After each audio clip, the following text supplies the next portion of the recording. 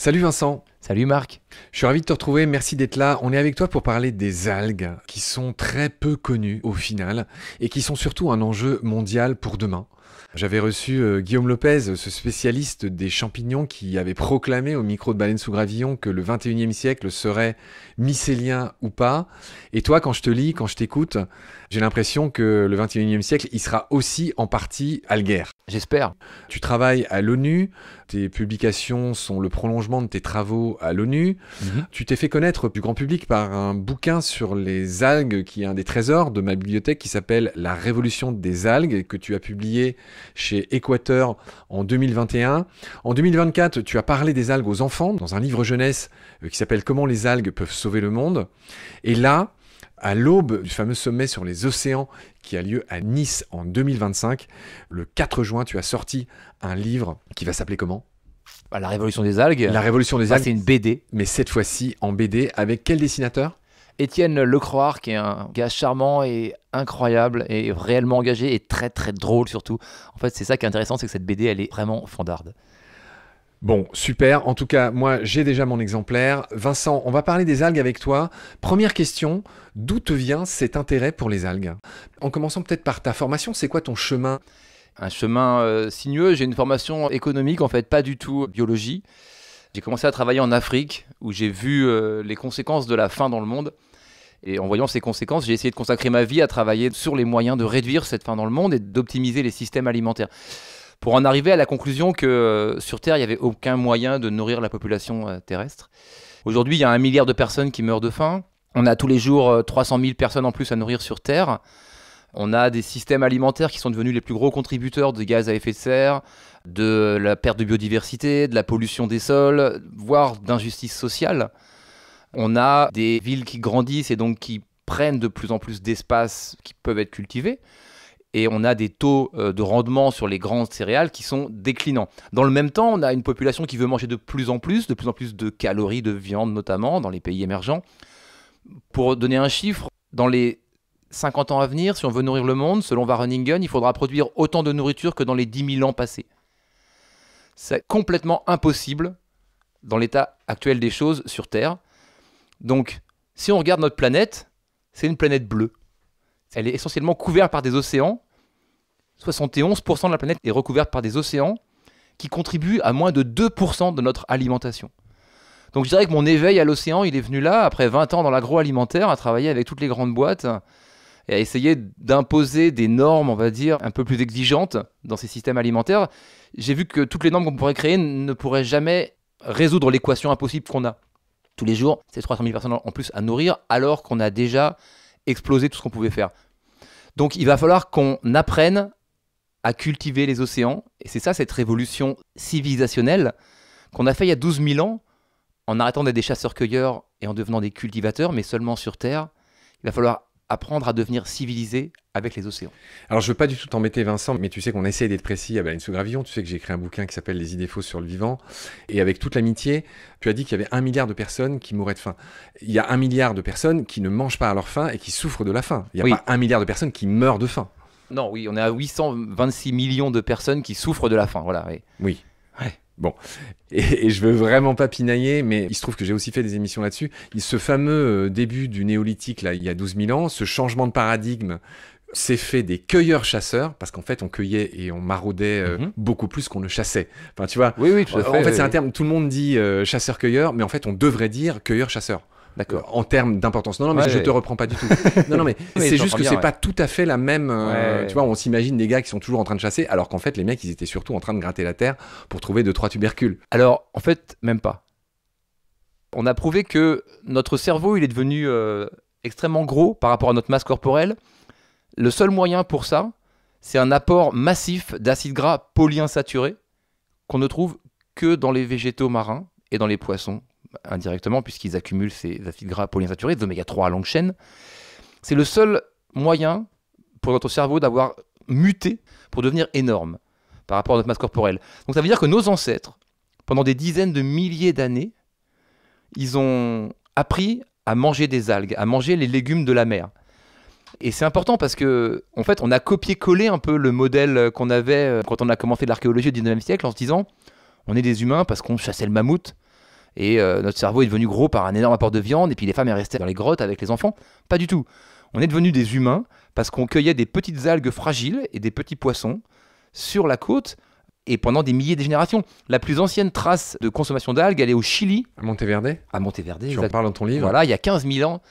Et on sait que l'Amérique a été colonisée aujourd'hui via l'autoroute des algues, ce qu'on appelle la Kelp Highway, le long des côtes. Voilà. Au début, le peuple qui a colonisé l'Amérique pendant des dizaines de milliers d'années n'a pas du tout essayé de rentrer dans les terres puisqu'il vivait sur les côtes des nourritures de la mer. Ouais, c'est intéressant. Tu es en train de me parler du détroit de Bering. Exactement. Moi, je me souviens quand j'étais guide au Chili, d'expédition de montagne, on s'intéressait un peu à toutes ces choses. Et l'époque de la colonisation de l'Amérique n'a cessé de reculer en termes de date. C'est-à-dire que moi, au début que je suis arrivé, je racontais que l'humain était arrivé, on pensait aux alentours de 12 000 ans. Exactement. Et puis aujourd'hui, on a des artefacts qui montrent que l'humain était présent bien avant. Tu as les mêmes données, j'imagine? Oui, tout à fait. Alors, c'est la route de Clovis, initialement. La théorie. D'ailleurs, la grotte de Monteverde a joué un rôle catalytique dans cette histoire, puisque, en effet, jusqu'à il y a 30 ans. Elle est située où, juste? Elle est au Chili. Elle est au Chili. Ça veut dire que, sachant que les mecs sont arrivés du nord par le détroit de Bering, il a fallu des dizaines de milliers d'années pour qu'ils arrivent dans le sud. Exactement, c'est ça le truc. C'est que en plus, elle est au sud du Chili, elle est vers Puerto Montt, qui est au sud du Chili, qui est une magnifique région, beaucoup de saumon, et voilà. Donc, jusqu'à il y a 30 ans, la route de Clovis, c'était clair. Clovis, c'est un site en Arizona, archéologique. Et donc, on avait trouvé des traces anciennes. Et on a toute une descente, comme tu le dis, de moins 12 000 ans jusqu'à aujourd'hui, de la civilisation américaine jusque dans le sud de l'Amérique du Sud. Et puis, il y a 30 ans, on découvre, complètement par hasard, à Monteverde, des restes humains. Des restes humains qui sont entourés de plein de choses. Et au début, personne n'y croit. Les chercheurs disent, bah non, c'est impossible. Ces restes humains, ils sont estimés à moins 30 000 ans. Donc, les chercheurs n'y croient pas et disent c'est impossible. Il y a 30 000 ans, il ne pouvait pas y avoir d'être humain en Amérique, puisqu'il n'y a jamais eu de primates en Amérique avant 12 000 ans, on n'a aucune trace en tout cas. Il n'y avait pas de bateau évidemment il y a 30 000 ans, c'était impossible d'imaginer traverser pendant des mois le Pacifique. Le détroit de Bering était gelé à l'époque, il y a moins 12 000 ans il a dégelé, donc ça a permis aux cueilleurs-chasseurs de traverser le détroit de Bering et de descendre le Canada. Il était gelé avant, donc c'était impossible pour des chasseurs-cueilleurs il y a 20, 30 ou 40 000 ans d'évoluer dans le nord du Canada.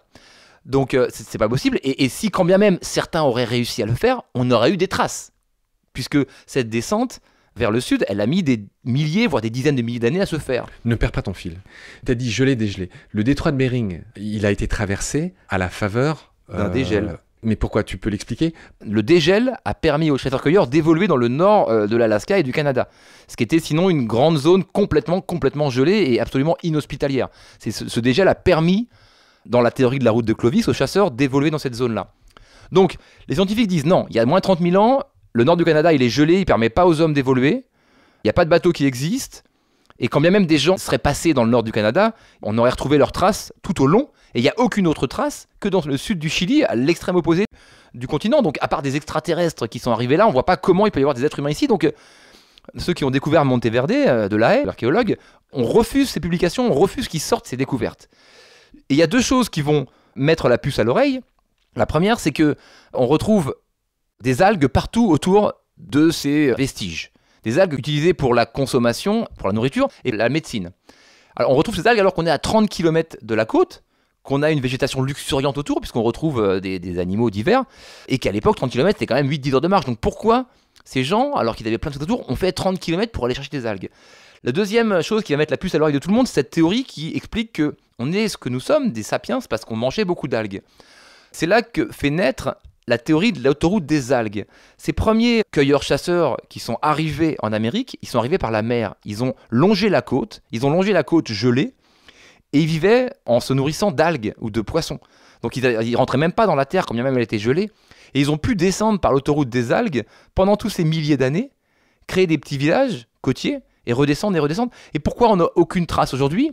Alors on en a retrouvé depuis d'ailleurs, qui confirme cette théorie, mais on a très peu de traces parce qu'il y a 12 000 ans, quand le dégel s'est opéré, la mer est montée d'environ 100 mètres, et elle a évidemment inondé tous les villages qui ont de fait disparu. Donc toutes les traces de cette civilisation pré-route Clovis a disparu.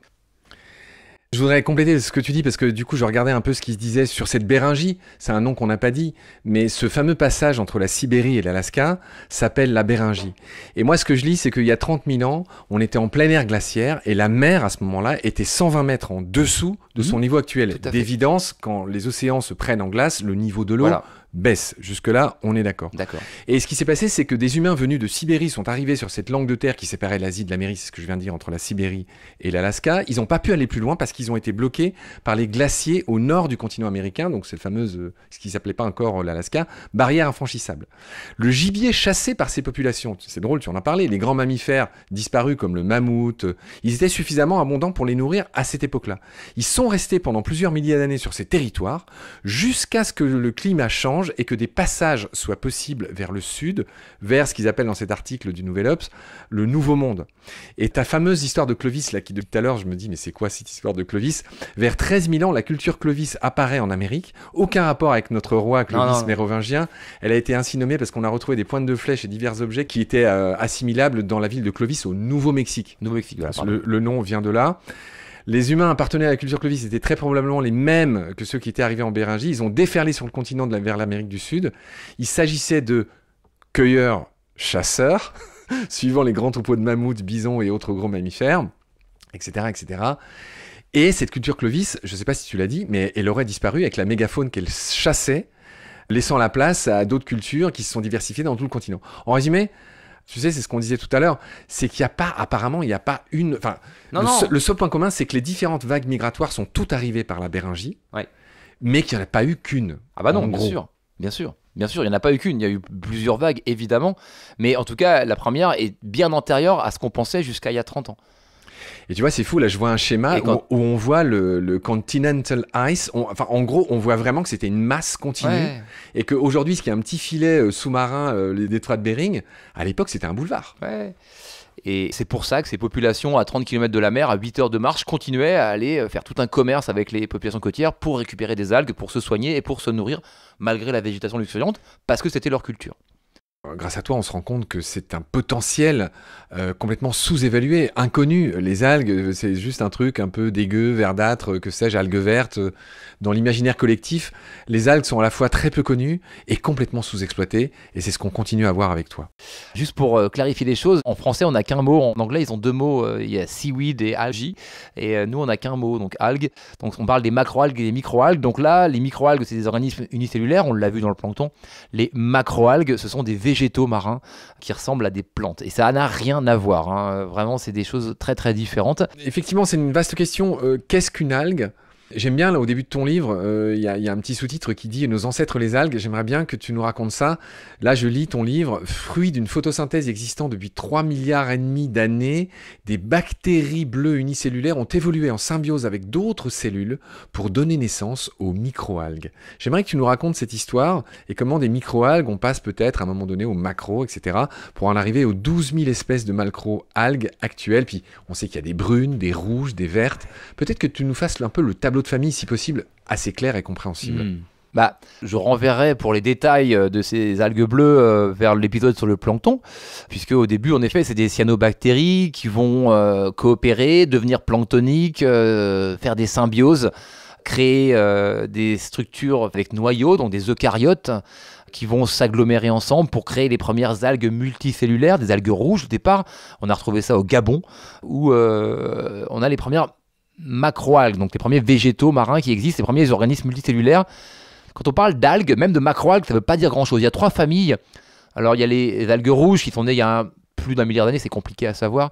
Il y a les algues vertes, un peu moins d'1 milliard d'années. Et puis, il y a les algues brunes qu'on connaît bien, qui sont celles qu'on voit sur les plages bretonnes beaucoup aussi. Les algues brunes, juste pour dire 2-3 noms connus, pour mettre un peu des choses connues sur du très théorique, il y a les fameux laminaires. Je pense oui, la laminaire, voilà, qu'on appelle goémon en breton. On va trouver le kombu royal qu'on trouve dans les restaurants japonais aussi, qu'on connaît bien. Enfin, la Scophilum, qu'on va retrouver beaucoup sur les plages, en haut des plages. Le fucus. Elles sont très récentes, elles ont que 120 millions d'années environ. Une collaboration, une symbiose d'algues rouges avec des champignons sans doute. Donc des choses assez complexes, mais elles sont récentes. En tout cas, les algues vertes et les algues rouges, ça a été les premiers organismes multicellulaires sur Terre. Et elles ont évolué, en effet, les algues vertes ont donné naissance à toute la végétation terrestre.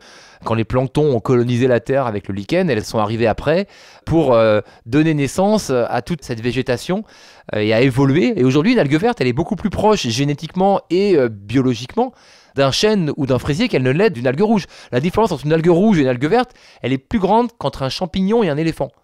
Donc je sais pas si vous les confondez vous, mais en général non. Et donc c'est vraiment un éventail génétique et donc de solutions qui est absolument incroyable. Pour répondre à la question qu'est-ce qu'une algue, parce que c'est important de le définir, c'est différent d'une plante. Une algue, elle aura 3 parties. Le crampon, qui lui permet uniquement de s'accrocher au substrat, donc que ce soit des rochers, du sable, qu'importe. Hein. Elle va s'accrocher avec son crampon. C'est pas des racines, ça lui permet pas de récupérer des nutriments. Elle a après le stipe, qui est l'équivalent de la tige, et après elle aura les thalles, les lames, qui vont être ce qu'on voit, hein, ce qui flotte dans l'océan et ce qui leur permet de récupérer les nutriments. Et les thalles absorbent les nutriments et récupèrent les nutriments en flottant dans l'océan. Donc c'est pour ça que souvent il y a des algues qui ont des bulles d'air parce que ça leur permet de flotter en fait. C'est ce qu'elles veulent, c'est se rapprocher de la lumière pour récupérer la lumière et les nutriments. Elles ont des flotteurs carrément. Elles ont des flotteurs, on appelle ça des flotteurs. Je pense aux fameux kelp, je pense à d'autres laminaires. Exactement. Le kelp, ça veut dire laminaire en français, donc c'est la même chose. Et en effet, elles ont des flotteurs. Donc voilà ce que c'est qu'une algue. Une algue n'a pas de fleurs. C'est important parce que souvent on confond les algues avec les herbiers marins. Qui sont des plantes à fleurs et à fruits. On a fait des émissions là-dessus avec Laurent Balesta, que tu dois connaître. Ça n'a rien à voir. Je pense aux Posidonie, évidemment, aux salicornes, aux zostères aussi, au Danemark, tout ça, et aux salicornes aussi, qui sont délicieuses, mais qui sont des herbiers marins. Donc c'est différent. Si vous voyez une algue avec des fleurs, c'est que c'est pas une algue. Donc il n'y a pas de racines, pas de fleurs. Donc c'est vraiment un organisme différent à ce niveau-là. Voilà.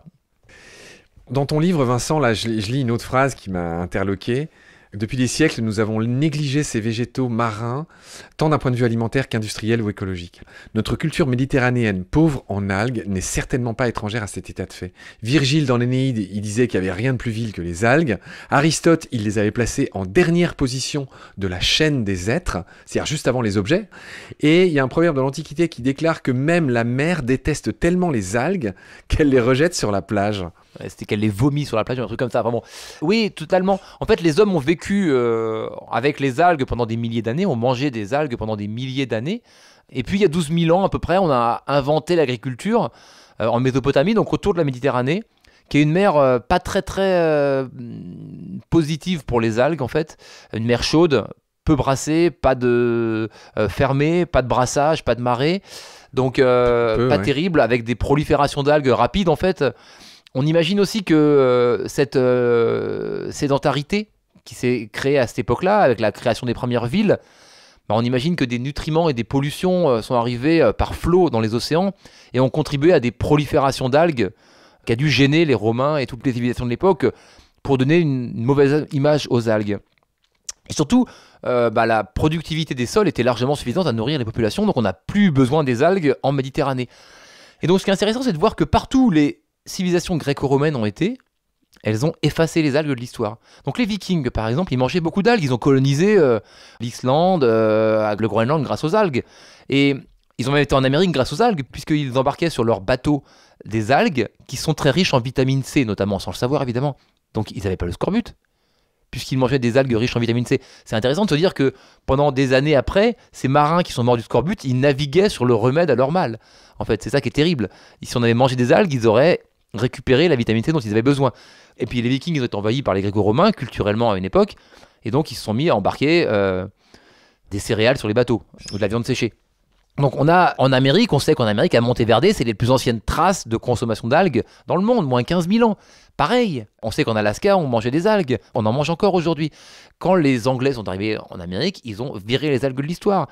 Les Maoris de la Nouvelle-Zélande mangeaient des algues et utilisaient des algues comme sacs, précurseurs de... Ancêtres des sacs plastiques. Voilà, ancêtres des sacs plastiques en algues. Dans ton bouquin, tu parles évidemment du Japon. Alors, j'y viens, les Australiens aborigènes mangeaient des algues.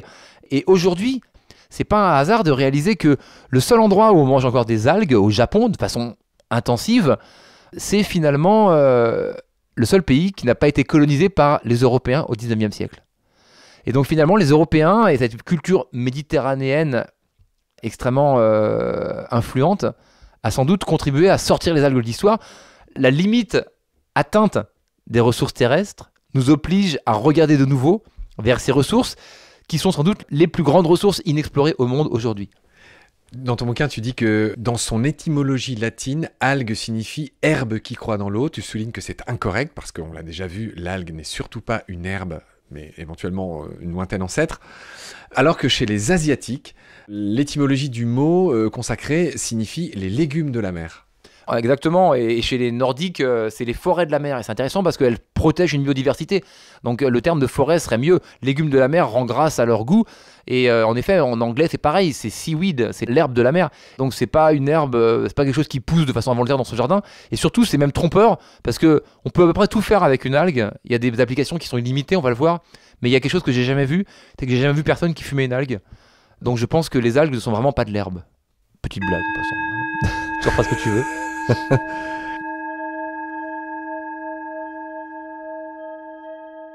On va continuer à évoquer les algues dans cet épisode. Tu soulignes dans l'intro de ton bouquin que l'algoculture, la culture des algues, est malgré tout en expansion. Tu balances 2-3 chiffres. En 1960, la moitié des 2,2 millions de tonnes produites étaient cultivées. Aujourd'hui, 98% des 35 millions de tonnes, on est sur un petit fois 20, j'ai l'impression, en un demi-siècle, on va dire, vendues sur la planète, proviennent de cette culture qui emploie des millions de personnes et contribue à nourrir presque 2 milliards de personnes. La révolution est en cours. Exactement, elle a déjà commencé. Elle est uniquement en Asie, en fait, aujourd'hui. Alors pourquoi? Il y a une raison très simple, en fait. La croissance démographique sur les 50 dernières années, si vous la regardez, elle est essentiellement en Asie. Si vous faites un cercle autour de l'Inde et de la Chine, vous avez la moitié de la population humaine sur Terre. Donc c'est là qu'on a eu besoin de l'algue avant tout le monde. Et en effet, l'Asie aujourd'hui, la Chine, l'Indonésie, la Corée, le Japon, produisent 36 millions de tonnes d'algues pour être exact. Donc c'est 99% de la production mondiale d'algues aujourd'hui. On est vraiment, nous, dans la préhistoire en France. France qui est pourtant le deuxième territoire maritime au monde, hein, je le rappelle, derrière les États-Unis, et où on fait 0,1% de la production d'algues mondiale, et c'est 99% de la cueillette. On est vraiment encore dans l'âge de pierre. L'Asie, elle cultive des algues, elle a appris à cultiver des algues. Ça a commencé avec les Japonais, avec une histoire assez incroyable, mais avec une culture qui était forte. Et puis en Chine, Mao, il y a eu une famine, 30 millions de personnes qui meurent de famine dans les années 60. Il l'a bien caché, mais on le sait aujourd'hui. Et des grosses déficiences en iode, notamment dans la population. Mao utilise des algues, la culture d'algues, développe la culture d'algues de façon extrêmement poussée par le gouvernement pour nourrir ces populations. Donc on a aujourd'hui, c'est pas un concept comme les insectes, comme la viande de synthèse, comme d'autres choses qui sont encore, je dirais, on n'a pas encore de culture intensive. On a déjà des cultures intensives d'algues. La plus grande ferme d'algues, elle fait 200 km². Elle est en Chine, mais juste pour donner une idée du potentiel, aujourd'hui dans les océans, on estime à 65 millions de km² les zones où pourraient se faire des cultures d'algues. Dans le monde aujourd'hui, on cultive moins de 2000 km² d'algues, et uniquement en Asie. Moi, ma question, c'est de me dire, mais pourquoi il y a une seule région dans le monde qui a appris à utiliser une ressource qui n'a pas besoin de terre, qui n'a pas besoin de pesticides, qui ne va pas s'en aller en volant ou en nageant, a priori, et ça peut être idiot de le rappeler, mais une algue, on n'a même pas besoin de l'arroser. Et c'est même pire que ça, enfin encore mieux que ça, on va dire, puisque l'algue, c'est le seul végétal qui pousse dans l'eau salée, mais quand on les sort, on obtient de l'eau douce. Elle désalinise naturellement l'eau de mer. Donc c'est vraiment une ressource absolument incroyable et quasi gratuite. Elle a besoin de soleil et d'eau de mer pour pousser, c'est tout. Tu écris quelque part que les projections les plus optimistes indiquent que pour nourrir le monde en 2050, nous aurons besoin de 140% d'eau en plus. Et tu dis aussi que le rapport Wageningen, il dit que le fait de réduire notre conso de sucre et de viande rouge de 50% pourrait sauver 10 millions de vies humaines par an. Question que je te pose, comment? Enfin, pourquoi? Parce que c'est très mauvais pour la santé. Je m'en doute, mais j'ai juste besoin que tu me développes. Et que les algues, c'est bien meilleur pour la santé des hommes et pour la santé de la planète. Vincent, la question suivante que j'avais notée, c'est, tu viens de nous dresser un tableau idyllique des algues, de l'algoculture. On a vu 2-3 petites nuances avec toi. Est-ce qu'on peut dire, enfin, je pense que celles et ceux qui nous écoutent, les algues, ils entendent parler que des algues vertes, des sargasses. En gros, ma question, c'est est-ce qu'il y a des mauvaises algues pour autant? Est-ce que ton tableau, là, il n'est pas un peu optimiste? Absolument pas. Il n'y a que des bonnes algues. Il y a 12 000 types de macro-algues. Elles sont toutes comestibles. Donc ça veut dire que vous pouvez vous promener sur la plage, sur les strands, et prendre des algues fraîches. Évidemment, ça veut dire qu'ils ne sont pas pourries. C'est un peu comme les pommes, comme tout le reste. Hein. Si vous les mangez pourries, c'est pas bon. Et souvent, sur la plage, c'est la laisse de mer qu'on voit, ce qu'on appelle la laisse de mer. La laisse de mer, on la laisse, c'est ce qu'on dit.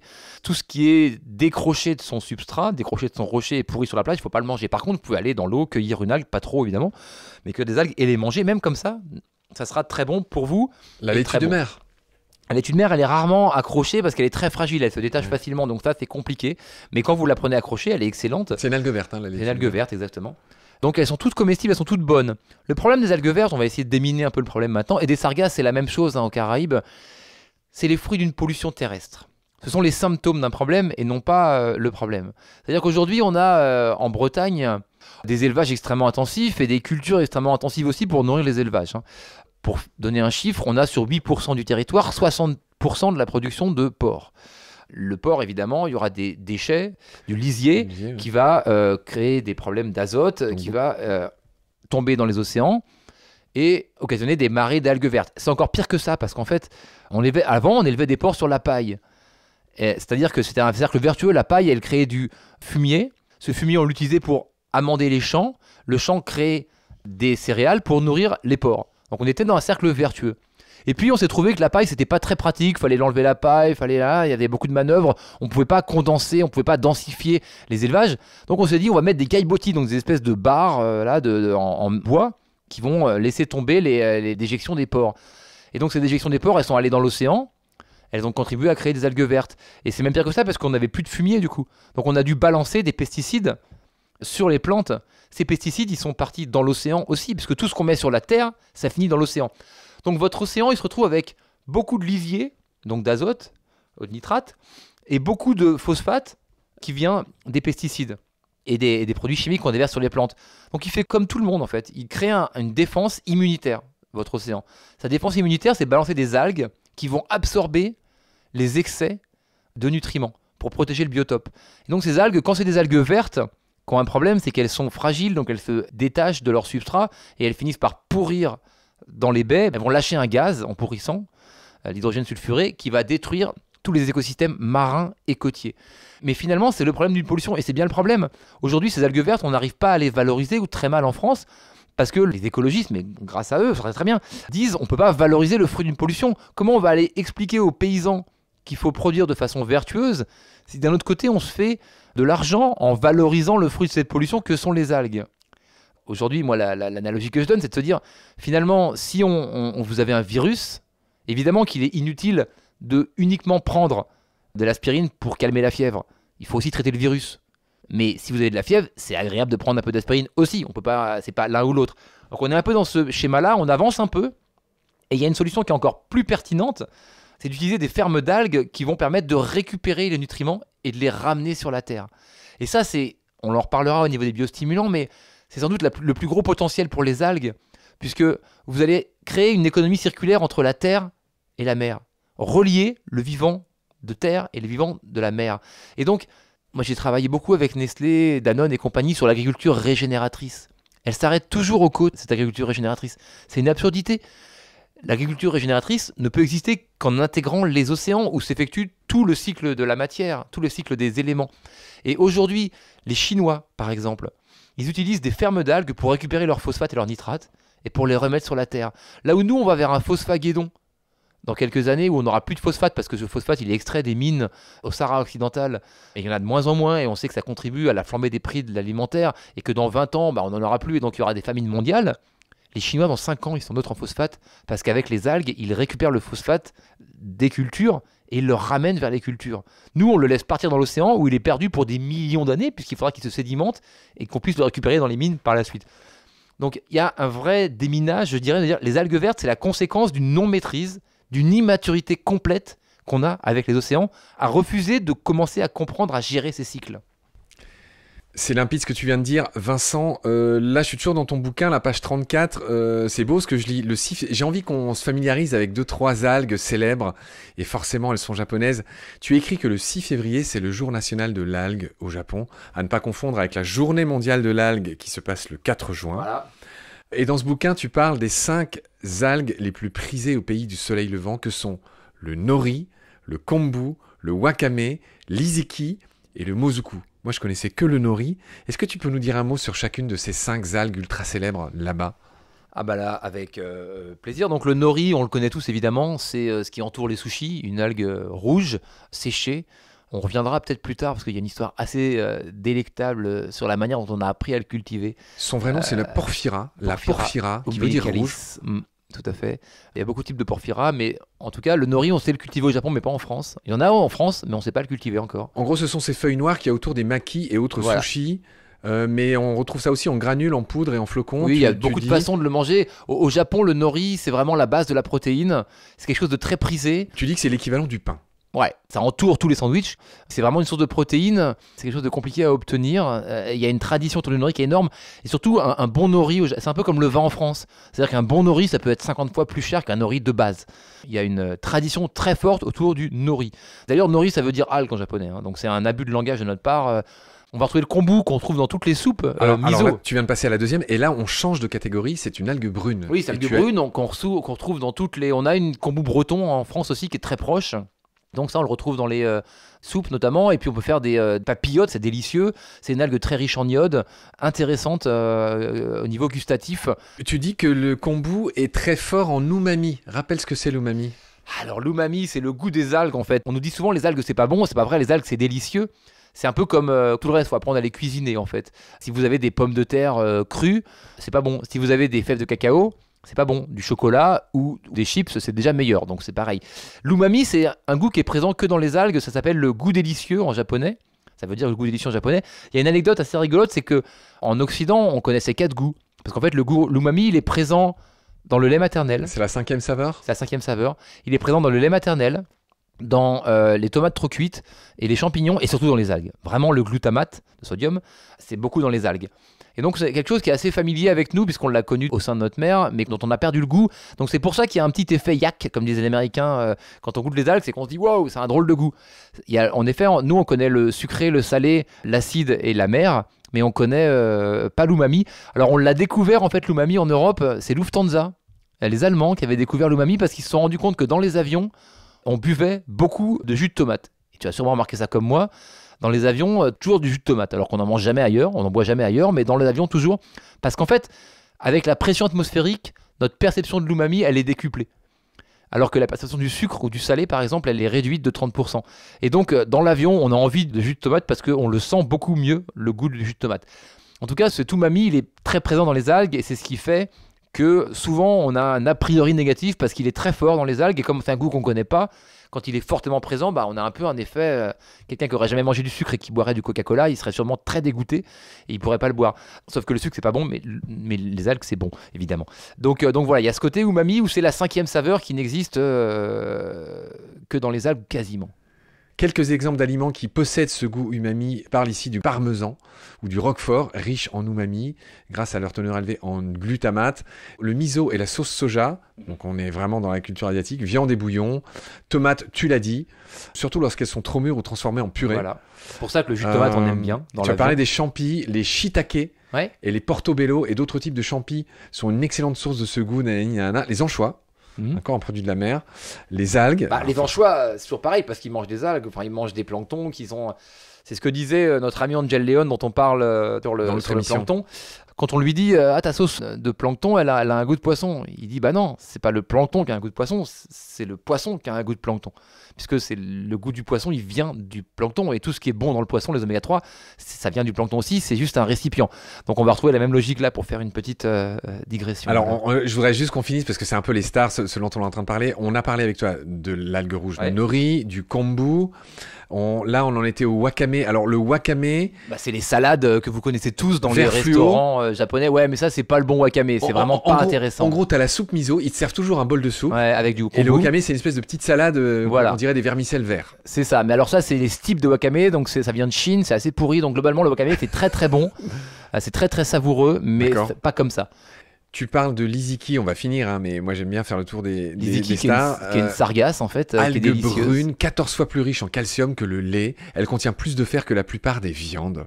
Ouais. Sa teneur en oméga 3, tu nous rappelleras c'est quoi l'oméga 3, dépasse celle de toutes les autres algues. Cependant, il y a de l'arsenic. Bon, en gros, alors c'est de l'arsenic non assimilable par notre corps puisqu'il est organique et que seul l'arsenic non organique est assimilable par notre corps. Voilà, l'autre il va ressortir par les voies naturelles tranquillement.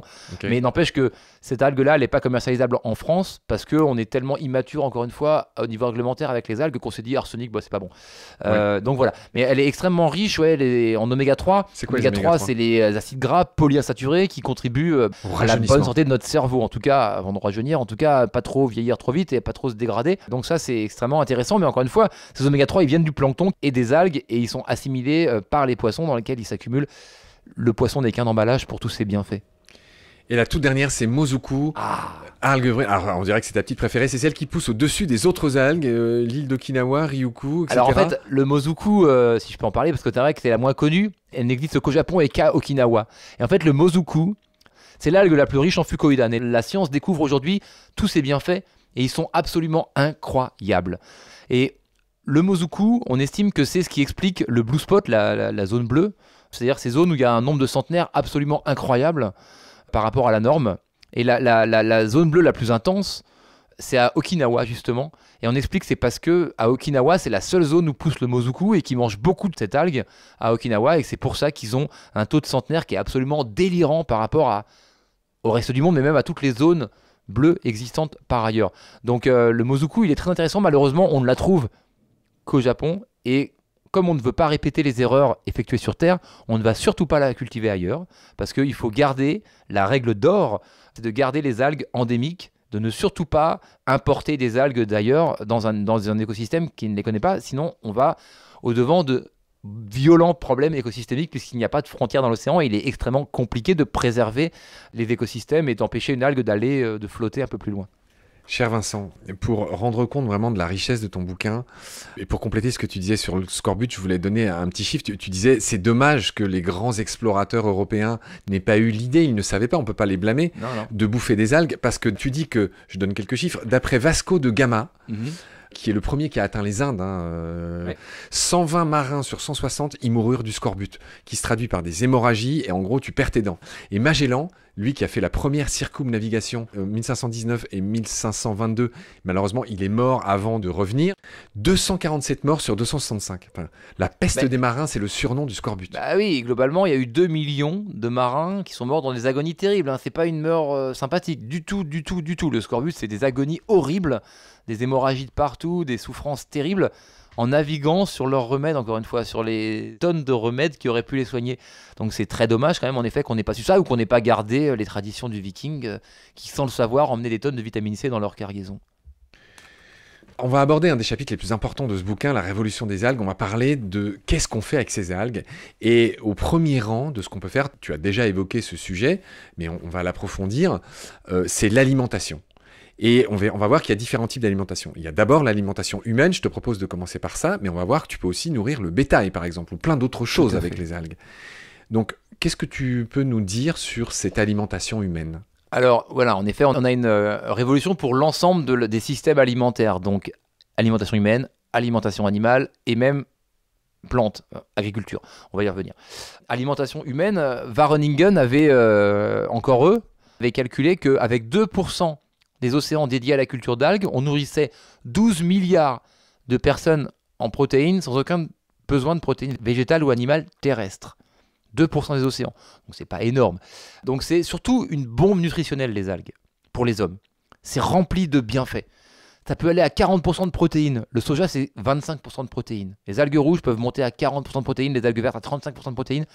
Il y aura du zinc, il y aura de l'iode, il y aura des oméga 3, on l'a dit, il y aura du fer. On va trouver de la vitamine B12.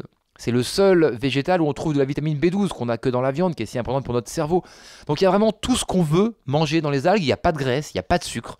C'est riche en fibres, donc il y aura un niveau de satiété et un bien-être pour notre microbiote qui est exceptionnel. Les algues, elles sont naturellement antibactériennes, antifongiques, antivirales, anti-inflammatoires. C'est des analgésiques naturels et c'est les meilleurs prébiotiques pour notre microbiote. Donc c'est vraiment un aliment santé avant tout, et on le sait que le premier médicament c'est notre alimentation, et d'ailleurs c'est pour ça aussi, au-delà des problématiques de colonisation, que c'est resté proche dans la culture asiatique, parce que la culture asiatique relie beaucoup l'alimentaire à la santé. Nous on relie l'aliment à une source d'énergie chez nous beaucoup, c'est-à-dire qu'on se sent un peu faible, on se dit on n'a pas assez mangé là, il faut qu'on mange pour avoir un peu d'énergie. Si tu vas un jour chez un médecin chinois, tu verras que la première chose qu'il te demande c'est quelle a été la couleur de ton caca et à quoi il ressemblait. Il va te parler beaucoup de ton caca. Il va demander de le surveiller pour te soigner. Donc il y a un lien très fort entre l'alimentation. C'est une blague que je fais souvent avec mes colocs. Floaters or sinkers. S'il flotte ou s'il coule. Exactement. Non, mais blague à tout part. à fait, non, mais tout à fait. Plus il y a de graisse, plus il flotte. Et il y a des nuanciers dans la culture asiatique de caca pour savoir ce que veulent dire tel type ou tel type de caca. Et donc ce lien fort, c'est vraiment un aliment santé par excellence. Pour nous, mais pour la planète. En plus, il a plein de vertus autres. Par exemple, si vous le séchez, si vous les séchez, les algues, elles vont, contrairement aux plantes terrestres, garder tous leurs nutriments. Elles résistent à tout. On va les mettre 6 heures dans l'eau glacée, à marée haute, et puis 6 heures au soleil, à marée basse. Donc elles ont des structures ultra résistantes. Donc vous les séchez, elles gardent tout. Donc vous pouvez les manger après des mois, les transporter à travers un continent entier, sans chaîne du froid.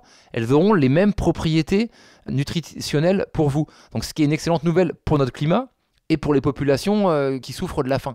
Donc elles ont, d'ailleurs on remarquera qu'au Japon, quand nous on allait chercher des pizzas surgelées et des nouilles dans les magasins, parce qu'on avait peur du Covid en 2020, et ben, au Japon, eux, ils allaient chercher des algues, parce qu'ils savaient qu'ils pouvaient les garder pendant des mois dans leur armoire, qu'ils n'auraient jamais faim et qu'ils seraient en bonne santé. On imagine bien qu'à la fin de l'histoire, qui a gagné le plus de poids entre ces deux populations, on imagine bien que les Japonais n'ont pas gagné plus que nous. En tout cas, voilà, il y a plein de propriétés. Les algues, c'est vraiment un bienfait santé pour les hommes. Et d'ailleurs, les algues sont une source d'innovation en médecine aujourd'hui.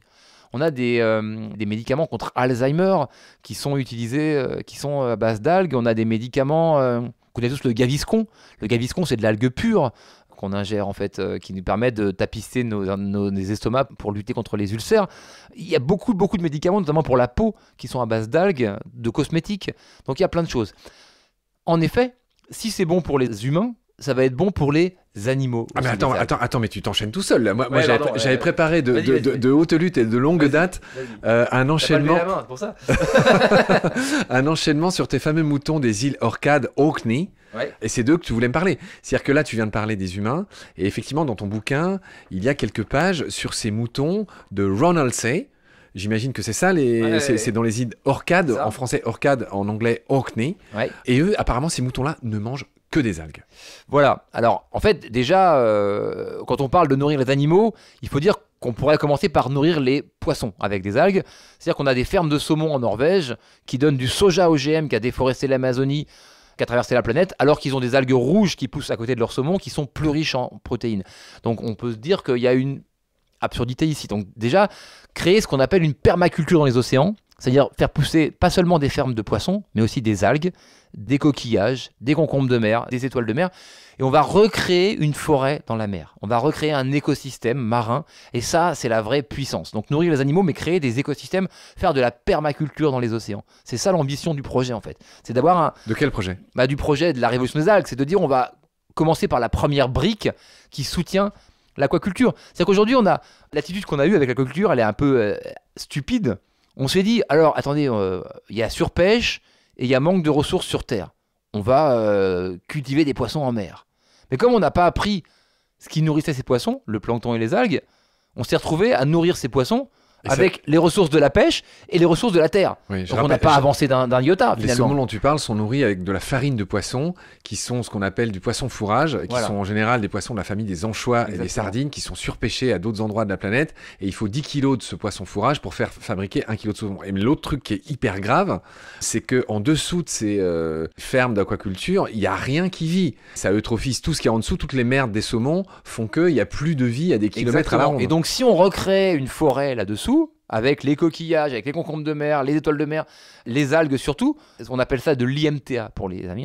Integrated Multitrophic Aquaculture. Alors c'est AMTI en français, Aquaculture Multitrophique Intégrée. Ils ont popularisé ça aux États-Unis parce que IMTA, ça fait IMTA. Voilà, c'était un peu le truc. Bref, on peut dire la permaculture des océans, mais c'est de dire on va cultiver non pas une espèce, mais plusieurs espèces en même temps. L'idée, c'est de développer la culture des océans, surtout en ne reproduisant pas les erreurs qu'on a faites sur Terre. Et moi, j'ai conscience dans les générations à venir, parce que chaque fois que je parle des algues dans les écoles, les enfants à 14 ans, à 13 ans, ils me posent la question, mais comment on va pas faire les mêmes merdes, dans leurs mots, que ce qu'on a fait sur Terre ? Et je me dis, mais moi, à 14 ans, je n'aurais pas posé la question. Et donc, ça, c'est intéressant, ça prouve qu'il y a une évolution des mentalités, et qu'ils ne vont pas reproduire nos erreurs, et qu'on peut envisager des cultures d'algues sans pesticides, sans OGM, sans monoculture, avec une vraie permaculture des océans. Donc les algues, d'abord pour nourrir les poissons et pour nourrir la population sous-marine, j'ai envie de dire. Mais en effet, comme tu le dis, très bien, on peut nourrir les animaux avec. J'ai 2 exemples assez intéressants. Donc les moutons de cette île d'Écosse. Alors c'est une île, c'est la plus au nord, hein, la plus septentrionale, qui est perdue dans l'océan Atlantique, juste en face. Voilà, c'est l'espèce de chapelet d'île. Il y a les fameuses orcades et qui sont tout juste au-dessus des Shetland. Où il y a les fameux poneys de Shetland. Voilà, ça c'est en dessous des orcades. Encore plus au nord, on a les orcades. Et donc la plus au nord de toutes, il y a un mur. Il y a un mur qui est le plus long mur de pierre sèche au monde, qui fait tout le tour de l'île. Et il y a un gardien du mur. Alors qu'est-ce qu'il fait derrière le mur? Est-ce qu'il empêche des envahisseurs terribles de venir? Pas du tout. Il empêche juste les moutons de rentrer sur Terre. Parce que ces moutons, ils se sont installés sur cette île depuis des millénaires. Et les populations se sont rendues compte qu'ils mangeaient les algues. Alors au début, ils ne mangeaient pas que les algues, mais ils ont dit, tiens, on va essayer de les mettre parce qu'ils mangeaient leur culture aux populations. Donc ils se sont dit, on va les enfermer sur la côte, voir ce qui se passe. Et les moutons, ils se sont habitués. C'est-à-dire qu'ils ont adapté leur rythme circadien, leur rythme journalier. Au lieu de brouter 12 heures et ruminer 12 heures, ils broutent 6 heures. Ils ruminent 6 heures, ils suivent le cycle des marées. Ils ont adapté leur système biologique, donc au niveau de l'intégration du cuivre dans leur métabolisme, etc., pour s'adapter aux algues. Et aujourd'hui, c'est supposé être les meilleurs moutons du monde. C'est ceux qu'on sert à la cour d'Angleterre. Donc, c'est intéressant parce que ça veut dire vraiment qu'on peut nourrir des animaux uniquement avec les algues. Et il y a autre chose qui est intéressant à noter avec les nourritures pour les animaux, c'est qu'on a trouvé qu'il y a une petite algue rouge qui s'appelle l'Asparagopsis taxiformis, qui pousse en Australie.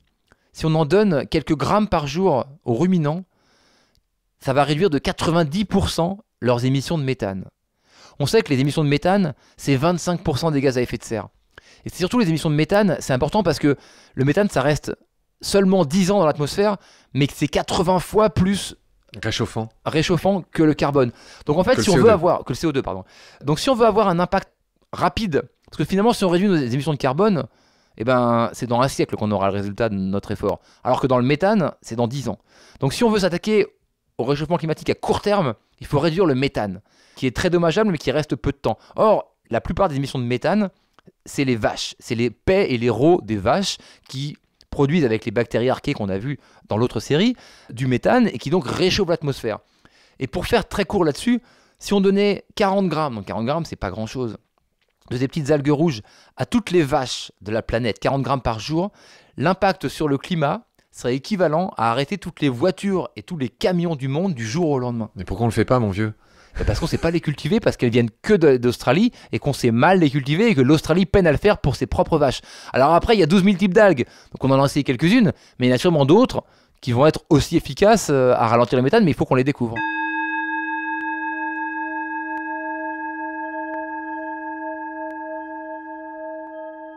Tu parles dans ce bouquin de quelque chose qu'on maîtrise mal, qu'on connaît mal, toujours pareil, les ordres de grandeur. Tu parles d'aquaculture, et on est en plein dedans, là, alimentation humaine, alimentation animale, élevage.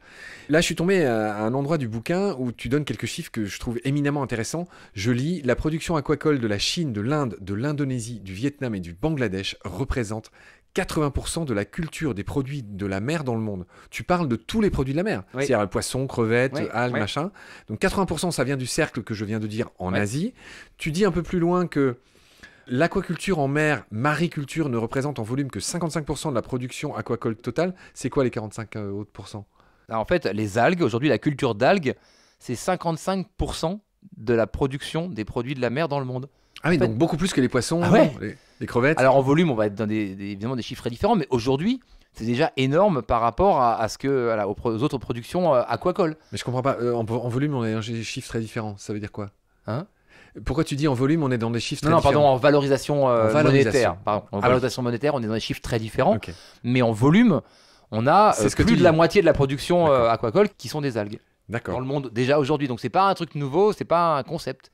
D'accord. Les algues de mine, tu dis 51%, les mollusques représentent moins d'un tiers, 30%, les poissons et les crustacés ne partagent le reste, donc on est sur du 20%, les fameux saumons. C'est drôle parce que dans l'inconscient collectif, on a tous les images de que c'est, tu vois, la parce que nous, en Occident, on ne mange que des poissons. C'est fou. C'est fou.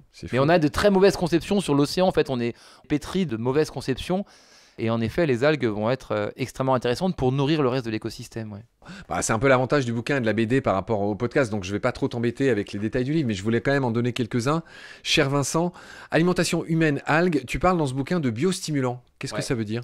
Alors en fait, les algues, elles vont aussi récupérer tous les nutriments dans l'océan, donc les phosphates, les nitrates, et un ensemble de bactéries qui vont... En fait, les algues, elles améliorent notre système immunitaire à nous, mais aussi D'ailleurs, on ne l'a pas dit, mais chez les animaux, les algues vont aussi permettre une réduction des antibiotiques. Elles vont améliorer l'immunorésistance des animaux.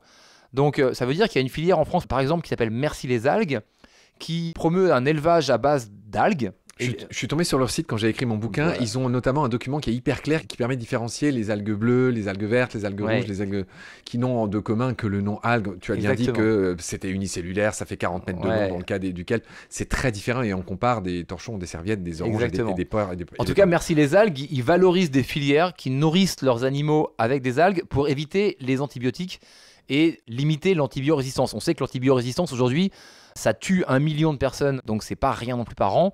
Donc on est dans un vrai problème. Donc il y a un vrai potentiel sur les algues pour l'alimentation animale.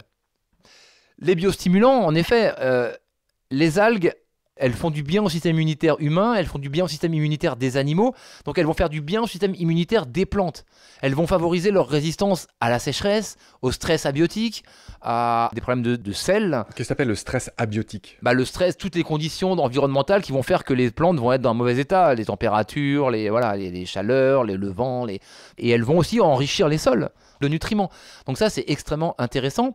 Et elles vont aussi recycler les nutriments qu'elles récupèrent dans l'océan. On en a parlé, elles vont rapporter du nitrate et du phosphate sur les plantes. Et partout en Bretagne, on le voit, tous ceux qui ont un jardin épandent des algues dans leur potager depuis des siècles et des siècles. C'est quelque chose que tout le monde fait. Les algues sont extrêmement bons pour nourrir les plantes terrestres.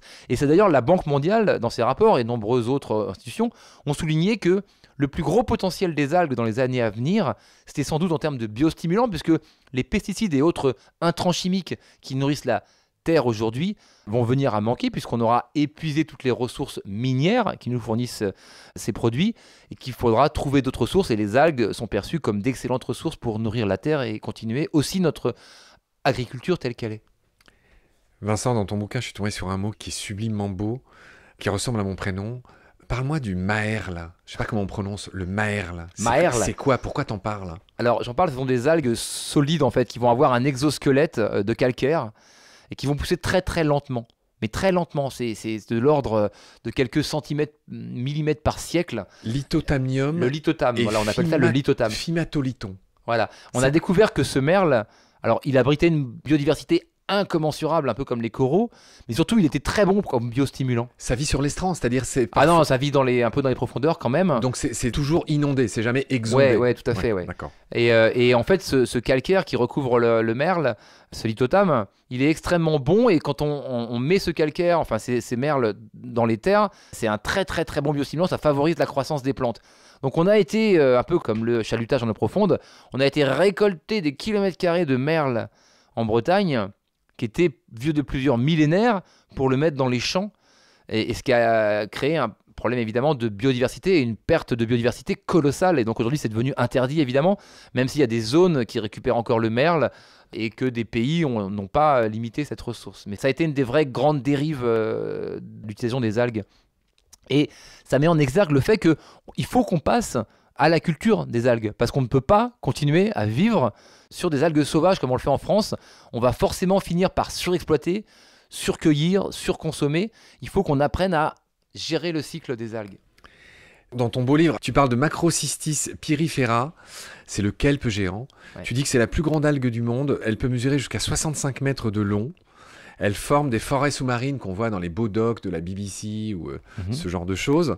On a déjà parlé du fait qu'elle avait des flotteurs, et que c'est le piri du nom d'ailleurs, parce qu'ils sont en forme de poire, ces flotteurs. Les forêts de kelp géants sont menacées par la surexploitation anthropique. Un mot peut-être là-dessus ? Oui, alors ces kelp géants, c'est intéressant parce que c'est la seule fois où les algues ont été exploitées de façon un peu intensive, où il y a eu des investissements, on va dire, extrêmement importants. Ces kelp géants nous ont permis de gagner la Première Guerre mondiale. Je vais vous expliquer. Ça, c'est une de tes grosses punchlines, moi qui te connais bien. On va vous expliquer pourquoi, mais ces kelp géants, en effet, on les trouve dans les eaux froides, donc plutôt en Canada, en Californie aussi, parce que l'eau est froide, oui. Pacifique Sud, beaucoup, Chili. Tu as dû en voir, et plonger, une expérience de plongée dans le kelp géant, c'est absolument dément. Oui, c'est une C'est forêt. des cathédrales de silence, c'est des forêts, il À y a Vancouver, plein de vie, il y a plein de lumière, il y a... Tu parlais de la Colombie-Britannique, il y a une belle histoire, tu sais, avec les oursins, les loutres de mer et le kelp. En résumé, les mecs, ils avaient chassé toutes les loutres pour Voilà. leur fourrure, ce qui a induit une prolifération des oursins. C'est une histoire que je raconte souvent, et c'est une histoire classique, hein. Ouais. Et les oursins ont bouffé toutes les algues, et du coup, maintenant, ils se sont rendus compte qu'il a fallu réintroduire des loutres pour préserver les forêts de kelp. Exactement. On a le même problème avec la plus grande forêt d'algues du monde, qui était la forêt en Californie, la forêt de kelp en Californie, qui a été détruite par la disparition, alors là c'était naturel, enfin c'est du réchauffement climatique, d'une étoile de mer qui mangeait les oursins. Et donc 80% de la plus grande forêt d'algues du monde a disparu en 5 ans. Et alors l'avantage avec ces forêts de kelp, comme toutes les forêts d'algues, c'est que là où une forêt terrestre, Mais il faut des plusieurs siècles. décennies ou des siècles à repousser, en une forêt d'algues c'est 6 mois. Puisque ça pousse de 40 cm par jour, ça va très très vite. Donc c'est très facile à remonter. En tout cas, ces kelp, ils sont assez géniaux et en effet, ils sont immenses, ils sont majestueux, ils sont beaux. Pendant la Première Guerre mondiale, on les a utilisés de façon un peu surprenante. Et il faut remonter à Napoléon pour connaître l'histoire de cette idée. C'est-à-dire que Napoléon, il avait fait la guerre aux Espagnols qui fournissaient toute la potasse qui permettait de fabriquer la poudre à canon. Et il avait demandé à l'époque à son grand chimiste, Bernard Courtois, de travailler sur la production de poudre à canon à base d'algues. Et donc Bernard Courtois, il avait travaillé là-dessus. Il n'avait pas trop réussi, il n'avait pas les bonnes algues. Mais il avait découvert une drôle de fumée violette qui sortait des algues quand il les manipulait. Alors violet en grec, ça se dit iodes. Donc il appelait ça l'iode. Et il a découvert que ce composé, puisqu'il en a fait après un liquide, teinture d'iode, elle était très très bonne en termes de désinfectant et qui permettait de soigner les blessures. Ouais. Donc en fait, il a sauvé des millions de vies sur les champs de bataille et ailleurs pendant les décennies suivantes, notre Bernard Courtois, sauf qu'on lui a demandé de fabriquer de la poudre à canon, pas de sauver des vies, mais plutôt d'en supprimer. Donc il a été disgracié, il est mort dans la misère et l'absolue méconnaissance parce qu'on lui a demandé pas de sauver des vies, mais d'en supprimer. Donc, en tout cas, les Américains en 1910, ils sont dans une logique un peu complexe parce qu'ils savent que toute leur fourniture de produits chimiques, elle vient d'Allemagne, notamment ce qui sert à fabriquer la poudre à canon.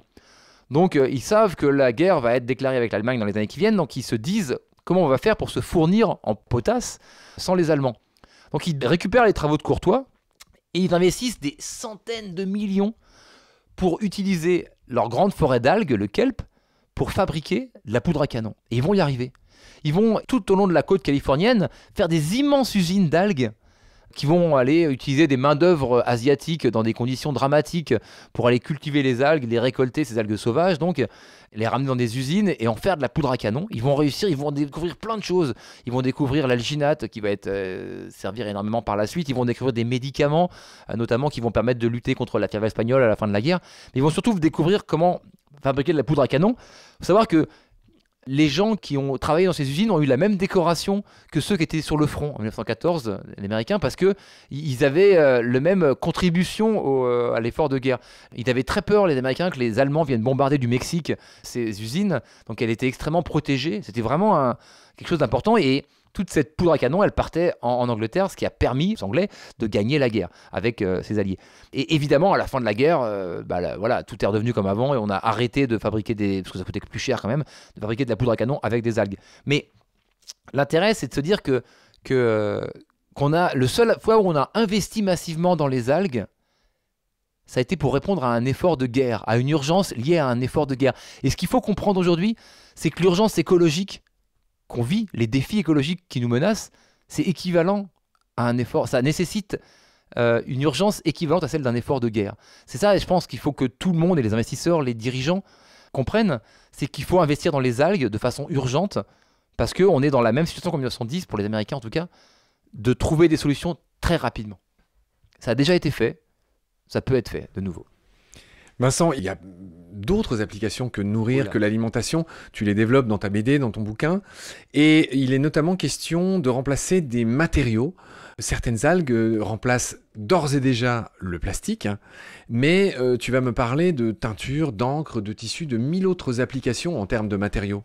Bah oui, en fait, aujourd'hui, les algues sont perçues comme les meilleures ressources pour remplacer le plastique. Et d'ailleurs, le plastique, c'est du pétrole, qui est donc du plancton et des algues qui ont sédimenté. Donc c'est pas étonnant de retrouver les mêmes polymères dans le plastique que dans les algues.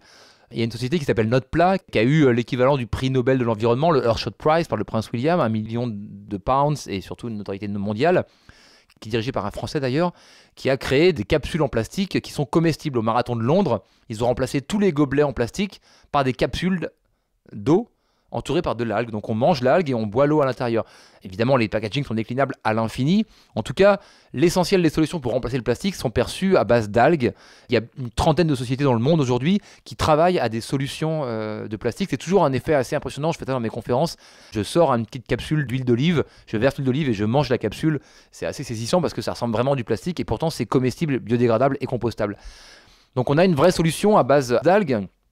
Mais pas seulement pour les plastiques, on va trouver une solution comme les tissus. Alors pourquoi les tissus? Parce que les tissus, c'est soit des fibres synthétiques qui contiennent des microplastiques, donc qui reviennent au même que le plastique, et on sait que dans les lavages, ça va créer beaucoup de problèmes. Mais les tissus, c'est aussi du coton. Alors déjà, le coton, c'est un t-shirt en coton, c'est 4000 litres d'eau. Une algue, elle n'aura pas besoin d'eau pour pousser, donc c'est pas mal. C'est pour ça que je t'ai amené un t-shirt en algue, pardon. Que tu vas même pas m'offrir. C'est pour ça que je t'ai amené un t-shirt en algue, pas aujourd'hui, mais je t'en garde un. Et que une algue, bah voilà, elle n'a pas besoin d'eau pour pousser. Mais le coton, c'est aussi, au-delà des 4000 litres d'eau, c'est aussi 2% des terres cultivées et 25% des pesticides et 10% des herbicides utilisés. Donc c'est quand même bourré de cochonneries.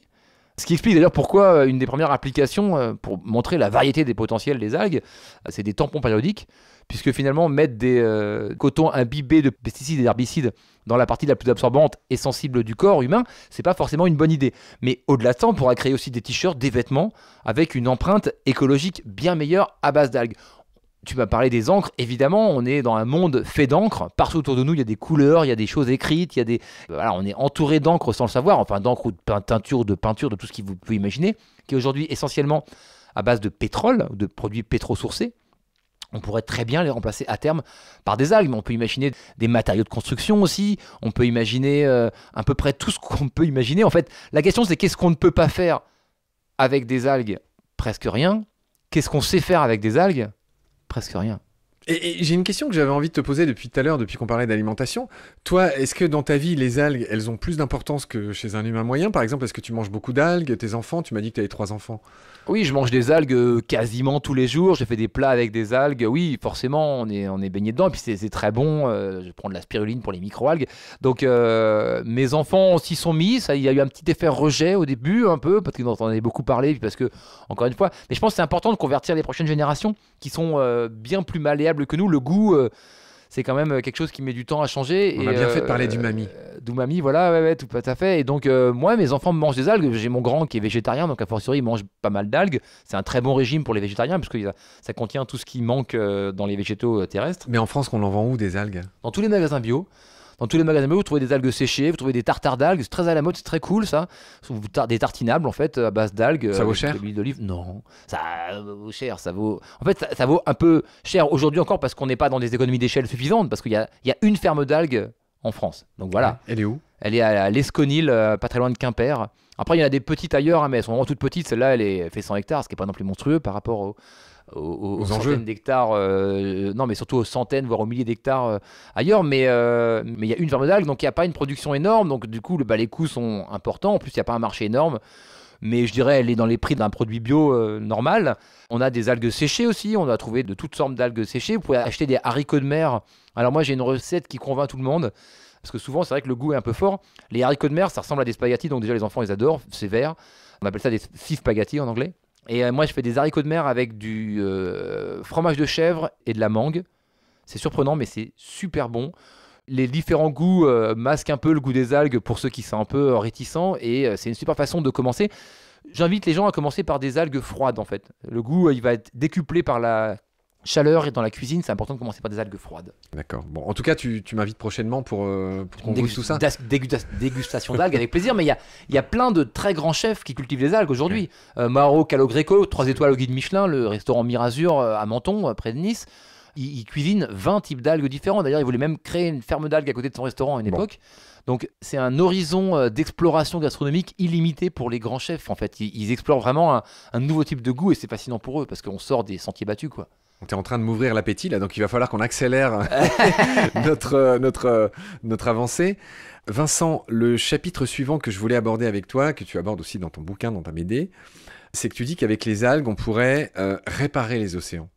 Donc la remédiation, comment tu appelles ça? Non, c'est l'idée de se dire on va recréer un écosystème si on veut. C'est comme planter une forêt en fait. Sur Terre, quand on veut recréer un écosystème, on plante une forêt. Dans les océans, on plante une forêt d'algues. Là, vous allez héberger des poissons qui vont nidifier. Ça va faire un habitat pour les poissons, ça va nourrir un écosystème, ça va nourrir du plancton, les exudats d'algues. Donc vous allez recréer un écosystème. Et c'est important parce que aujourd'hui, comme on le disait tout à l'heure, les forêts d'algues, elles disparaissent dans le monde. Ce qu'on n'a encore pas dit, pardon de t'interrompre, c'est que, moi qui ai beaucoup bossé sur les océans, etc., baleines sous gravillon, ça t'échappe pas, c'est que les algues sont non seulement une source de nourriture, mais aussi et surtout des nurseries pour tellement d'espèces. Voilà, tout à fait. Et c'est pour ça que c'est important de les avoir. Ces forêts de kelp dont on parle, en fait, il y a un projet absolument délirant en Namibie de culture de forêt de kelp, où ils cultivent la canopée, mais ils laissent bas pour que la nurserie, justement, reste là et héberge toujours cette biodiversité. Donc, en fait, on fait pousser des kelps en haute mer, on les fait pousser à 30 mètres, on récupère les 15 plus hauts et on laisse les 15 plus bas. Et ça repousse. Et tous les 3 mois, on récolte. Donc, c'est un truc de malade.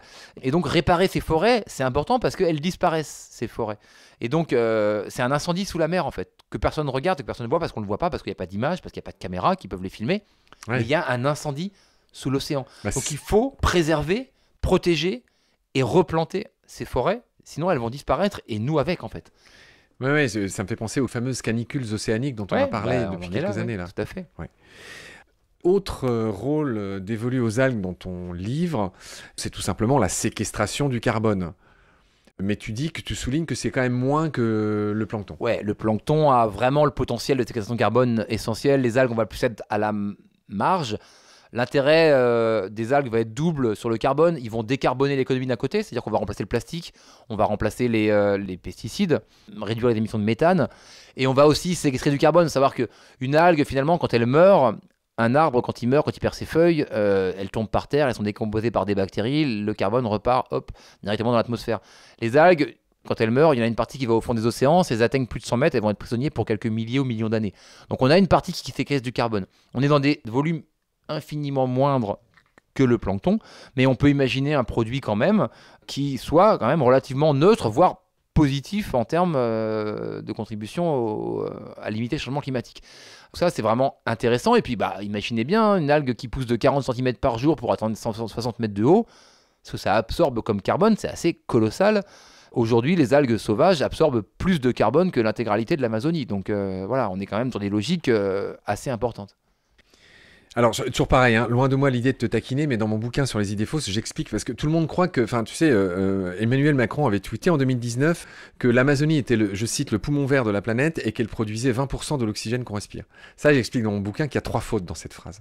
La première, c'est que ça a été recalculé. Si on parle d'oxygène brut, c'est pas 20% déjà, c'est 6%. Ça a été recalculé. Donc l'Amazonie, on en fait grand cas, et c'est important qu'on la protège et tout, mais c'est juste 6%. Et la dernière erreur, c'est que poumon vert, un poumon, si t'es normalement constitué, il fait exactement l'inverse qu'une forêt. C'est-à-dire que le poumon, il rejette du CO2 et il absorbe l'oxygène. Une forêt, ça fait a priori l'inverse la journée. Enfin, pardon, c'était pas pour t'embêter. Mais cette comparaison avec l'Amazonie. Enfin, tu vois, la plus grande forêt sur Terre, c'est la forêt boréale. C'est la taïga, et les 3 à 4 fois plus grande que l'Amazonie. Voilà. C'est juste pour signaler que quand il y a des forêts d'Amazonie qui brûlent ou qui sont déforestées, tout le monde s'alerte et tout le monde se fiche complètement de ce qui se passe dans ces forêts marines. Invisibles à nos yeux, donc inexistantes pour nous. Donc c'était ça l'intérêt, et de dire qu'il y a un potentiel de séquestration de carbone et de production de biodiversité dans les forêts marines qui est exceptionnel et encore à connaître mieux. Là, mon cher Vincent, vu qu'on a préparé notre émission, là, tu m'as mis un énorme point important. Tu m'as dit, là, tu me demandes de parler de l'événement Azola. Donc, je fais ce que tu m'as dit. C'est vrai. L'événement Azola. L'événement Azola, ça a été, il y a 50 millions d'années, la Terre était très chaude.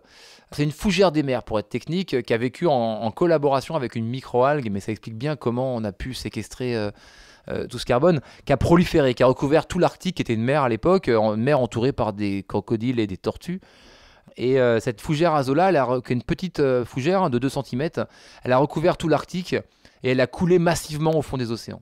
Parce qu'elle vit que 3 jours, elle absorbe le carbone, elle coule.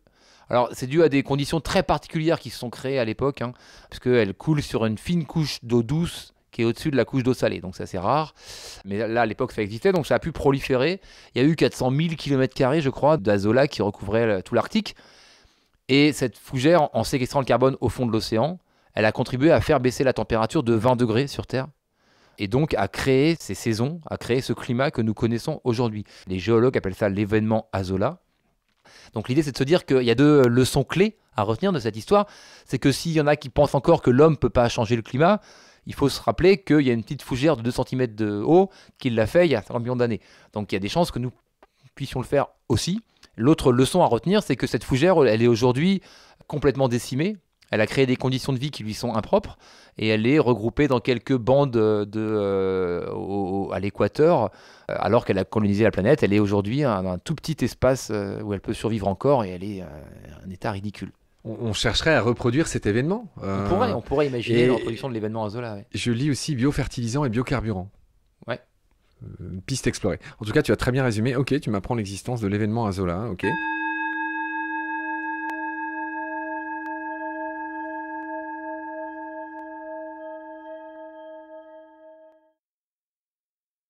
Les algues sont à la fois très peu connues et complètement sous-exploitées, et c'est ce qu'on continue à voir avec toi. Point suivant, il est question dans tes livres des bénéfices pour les populations locales grâce aux algues. En fait, quand on fait une révolution et qu'on est français, on s'attaque aussi aux injustices sociales. Et comme je l'ai dit, l'alimentaire nourrit pas mal les injustices sociales. Et aujourd'hui, les algues, elles vont fournir des sources de revenus et d'emplois à des populations côtières fragiles parce que les ressources de la pêche diminuent et, on le sait tous, vont disparaître. Et ça, c'est particulièrement intéressant. Et surtout, la manière dont ça se fait, c'est intéressant. C'est particulièrement inclusif, la manière dont ça se fait pour les algues. Je vais prendre un exemple. À Zanzibar, où j'étais récemment, les femmes étaient prisonnières chez elles. C'est-à-dire que c'est un pays patriarcal, traditionnaliste. Zanzibar, c'est pas loin de la Somalie, c'est la corne de l'Afrique. Hein. Ça pointe. Ça appartient à la Tanzanie, en fait. C'est un archipel, en fait, d'îles au large de la Tanzanie. C'est connu avec un riche passé. Et les femmes étaient enfermées chez elles, il y a 30 ans. Elles nous témoignaient. La seule raison pour laquelle elles pouvaient sortir de chez elles, c'était pour aller à des enterrements. Donc ça, le voisin il est mort, yes, on va sortir. C'est un peu ça. Et puis, à l'époque, il y a eu une tendance à développer la culture d'algues en Asie du Sud-Est, pour un type d'algue précis qui poussait très bien à Zanzibar. Donc on s'est dit, tiens, on va essayer de faire pousser des algues à Zanzibar. C'était quelle époque? Les années 80, années 80. Ah oui, c'est récent. Ouais. Et donc, les maris ont essayé, enfin les hommes ont essayé parce qu'ils avaient moins en moins de poissons à pêcher, puis ils ont trouvé ça trop compliqué. Donc ils ont laissé tomber.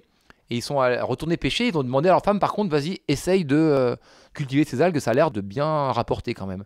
Donc les femmes se sont progressivement mises à cultiver des algues.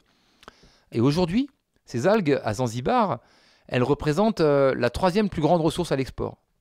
Après quoi? Après le clou de girofle et le tourisme. Donc c'est quelque chose d'important, le clou de girofle étant la ressource historique de Zanzibar.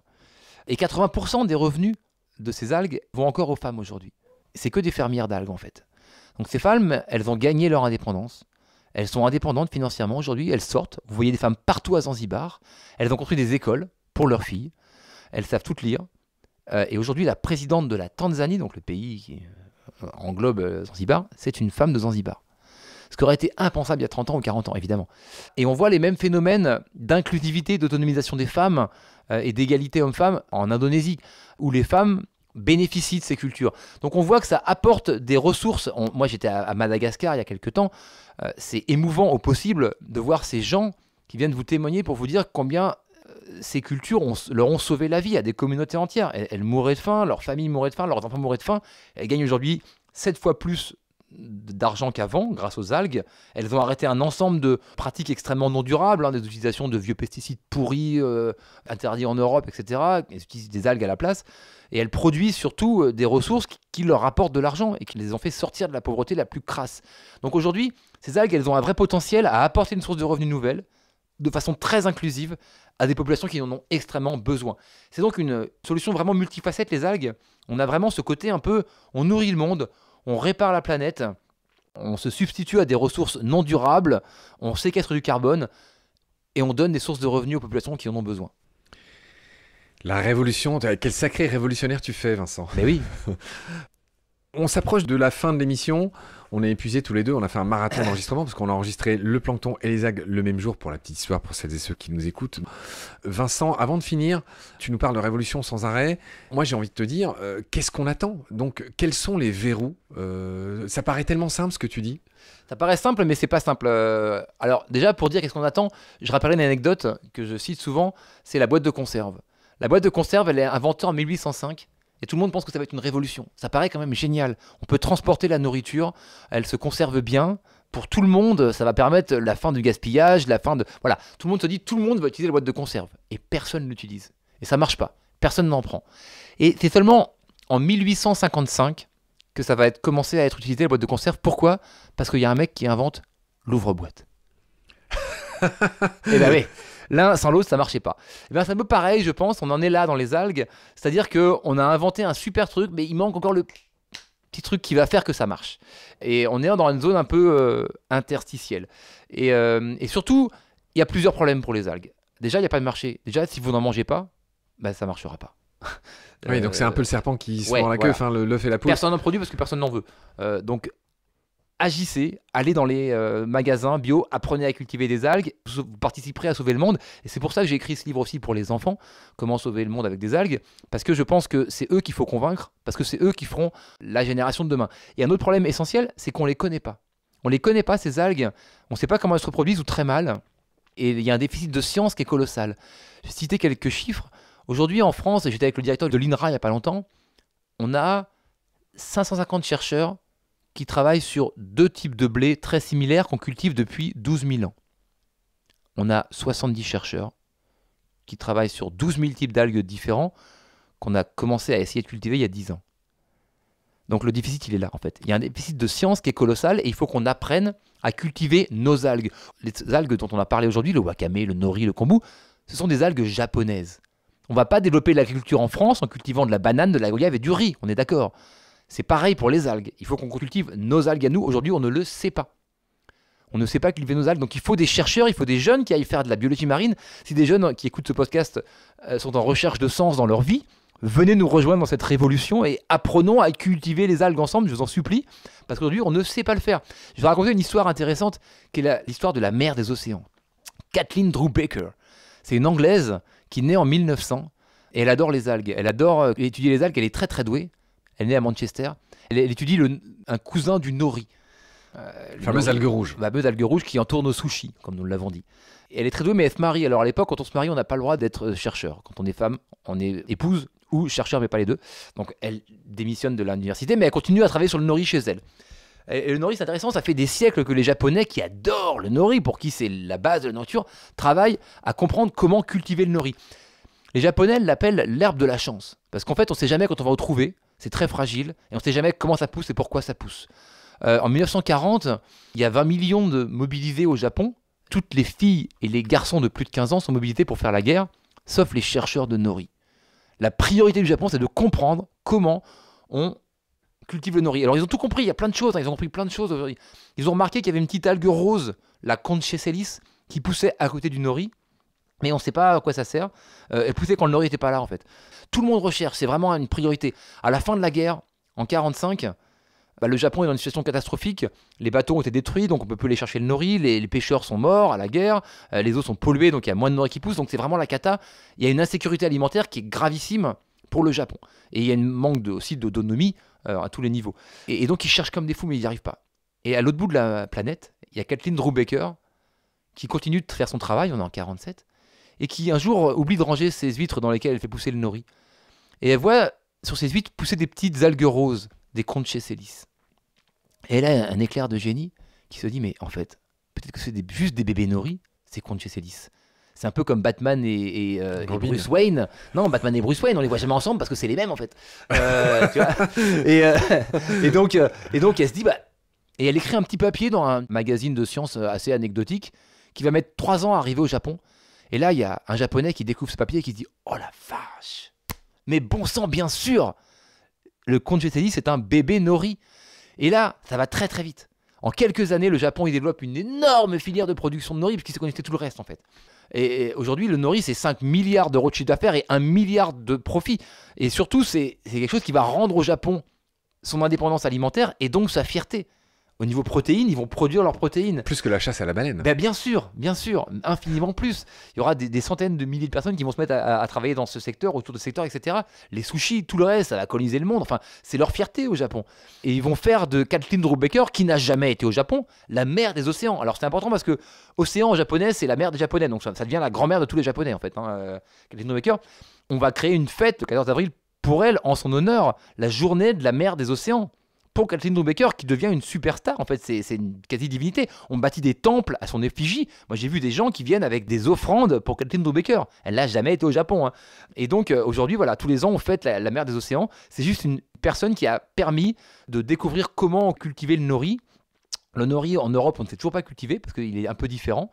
Donc, il faut qu'on ait beaucoup de Kathleen Brubaker qui viennent nous aider, de jeunes qui viennent faire de la biologie marine et qui viennent nous apprendre à cultiver les algues. On a évidemment d'autres verrous au niveau de la culture des algues. On va retrouver les problèmes réglementaires, des choses assez ubuesques au niveau des réglementations. D'ailleurs, on a travaillé avec la France activement au sein de la coalition que je dirige, la coalition des acteurs des algues. On a travaillé avec la France pour faire évoluer ces réglementations et travailler à une vraie feuille stratégique sur les algues. Donc on a un aspect réglementaire, on a un aspect aussi fragmentation des acteurs. On a des acteurs très disséminés à travers le monde. Et donc on a créé à cet effet au sein de l'ONU la première coalition mondiale des acteurs des algues pour réunir ces acteurs, pour qu'on travaille ensemble, pour que ça aille plus vite, pour accélérer la recherche, attirer les financements. On a des problèmes technologiques aussi, comment décomposer les algues. Certaines algues vont pas être bonnes à manger comme ça, mais elles pourront être d'excellents biostimulants, biopackaging en même temps, et puis des ressources médicales, et puis... mais pour apprendre à les décomposer de façon durable, donc ça c'est un vrai enjeu. Donc il y a un ensemble de problèmes à surmonter, mais il y a toute une filière à mettre en place aussi, mais le potentiel il est énorme parce qu'on peut vraiment sauver la planète. J'ai bu chacune de tes paroles, c'est le cas de le dire. Vincent, qu'est-ce qu'on peut faire au quotidien en tant que personne, en tant que population? Qu'est-ce qu'on peut faire? Alors, en manger, en premier lieu. Encore une fois, si vous apprenez pas à manger des algues, le marché se créera pas. Et on est tous des activistes environnementaux dans notre quotidien, en fait. À travers les choix alimentaires qu'on fait, on vote pour le monde de demain. Et on dessine le monde de demain. Donc, si on vote pour les algues, il y aura des algues. Je disais que j'ai travaillé avec Nestlé. Et Nestlé, ils ont des gens qui surveillent, qui se disent sur eux sur les réseaux sociaux. Ils n'en ont pas un, ils n'en ont pas deux, ils n'en ont pas 10, ils en ont 600. Personnes qui monitorent les réseaux sociaux pour savoir ce qui se dit. Donc si vous dites partout on veut manger des algues, ils vont le savoir. Et ils vont les produire et ils vont aider. C'est un vrai problème parce qu'on n'a pas assez de consommation d'algues. Donc allez dans les restaurants, allez dans les magasins bio, apprenez à cuisiner des algues et mangeons des algues et goûtons-les. Apprenons à en parler aussi, à favoriser les produits à base d'algues, porter le message autour de nous. Moi, c'est terrible, ça fait des années que je porte ce message. Tout le monde me dit, mais pourquoi on n'en parle jamais alors? Mais je fais, moi, j'arrête pas d'en parler. Je passe ma vie à faire ça. Arrêtez de me dire qu'on n'en parle pas. Mais vous n'en parlez pas. Mais parlez-en, par contre. Lisez les livres. Nous, à Valais-sous-Gravillon, on t'a invité. Ouais, c'est gentil. Non, mais vous, je dis, vous, la population en général. Donc, parlons-en. Soyons des ambassadeurs des algues. Portons ce sujet. Et c'est intéressant parce que c'est un sujet ultra positif. C'est un sujet plein d'espoir, plein d'optimisme. J'ai 3 enfants, j'en ai assez de les nourrir avec des peurs et des drames. Je veux les nourrir avec des solutions, avec des espoirs. Et pas des espoirs plein d'illusions, des espoirs réels. Apprenons à cultiver les océans. Parce que si on apprend à cultiver les océans, eh ben, cette prochaine génération, celle de nos enfants, on se souviendra d'elle comme de la première qui a pu nourrir l'intégralité de sa population sur la planète, tout en réparant le climat, tout en restaurant la biodiversité et en réduisant les injustices sociales. On pourra se souvenir d'elle comme ça, mais elle aura besoin de chacun d'entre nous. C'est pour ça qu'on doit tous devenir des ambassadeurs des algues, des ambassadeurs de cette révolution. Donc je dis bienvenue dans cette révolution des algues à tous. Pas grand-chose à ajouter à ça, cher Vincent. Est-ce qu'il y a des questions que tu aurais aimé que je te pose, que je t'ai pas posées? Ou dis autrement, je te laisse un peu réfléchir et souffler, on a presque fini notre marathon, Vincent. Quelle est la question qu'on te pose toujours et qui t'agace le plus? C'est pas une question, mais c'est l'affirmation de dire les algues, c'est pas bon. C'est ça qui m'embête en fait, parce qu'on a, en effet, on a dans notre tête un imaginaire lié algues vertes. Algues vertes, voilà. Et celle que j'aime le plus, c'est mais comment on va faire pour éviter de faire les mêmes erreurs que sur Terre, parce que ça, je pense que ça l'enjeu essentiel en fait. Et c'est là qu'il faut comprendre que ça nécessite de la science. Parce que c'est pas simple en fait. C'est pas simple à se reproduire, comme on l'a vu avec l'exemple de Kathleen Brubaker. Mais c'est pas simple aussi à se protéger. Une algue, elle a des techniques de protection qui sont extrêmement sophistiquées. Et on ne veut pas balancer des pesticides sur les algues. Demain, on ne veut pas se retrouver à devoir jeter des hectolitres de pesticides sur des algues dans l'océan où il y en aura une infime partie qui iront les impacter. Donc on veut comprendre comment elles se défendent.